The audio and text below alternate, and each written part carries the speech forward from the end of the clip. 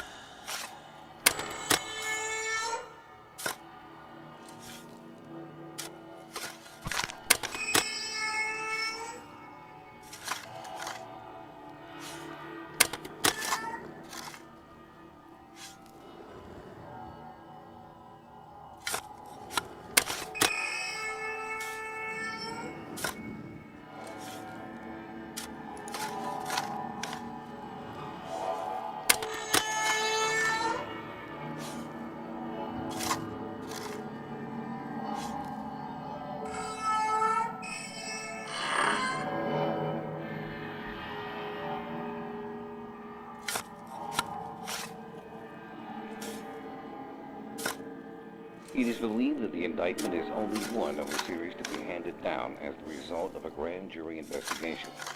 Grave robbing in Texas is this hour's top news story. An informant led officers of the Laredo County Sheriff's Department to a cemetery just outside the small rural Texas community of Newt early this morning. Officers there discovered what appeared to be a grisly work of art, the remains of a badly decomposed body wired to a large monument. A second body was found in a ditch near the perimeter of the cemetery. Subsequent investigation has revealed at least a dozen empty crypts, and it's feared more will turn up as the probe continues. Deputies report that in some instances, only parts of a corpse have been removed. The head, or in some cases the extremities removed. The remainder of the corpse left intact.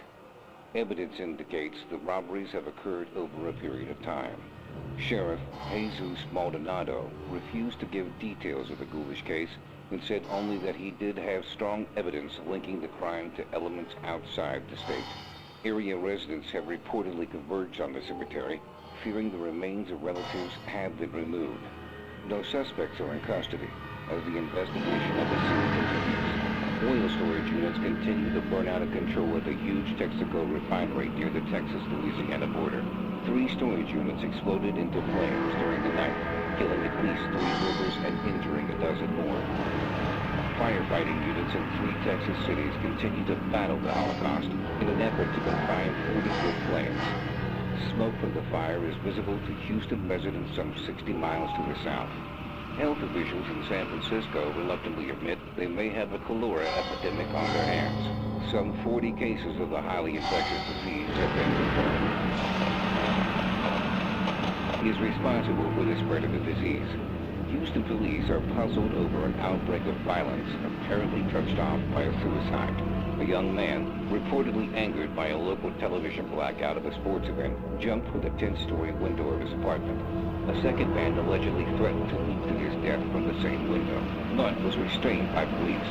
Witnesses to the incident reportedly heard the man jump.